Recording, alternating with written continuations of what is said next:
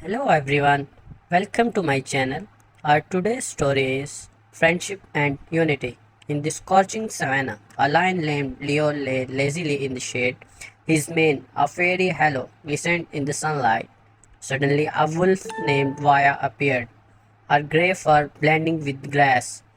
Leo, feeling threatened, let out a mighty roar. Wahya, undaunted, approached him. Why do you roar, Leo? She asked. I protect my territory, Leo replied, his deep voice trembling. Ah, but I mean no harm, Wahya said. I seek refuge from the hunters. Leo's expression softened. Come, Wahya, share my land. And so the unlikely pair became friends, exploring the savannah together. Leo learned about Vaya's pack and their struggles, while Vaya learned about Leo's pride and their strength. One day, hunters came seeking to harm the lion and wolf, but Leo and Vaya stood united, their bond unbreakable. They chased the hunters away, their roars and howls echoing across the savannah.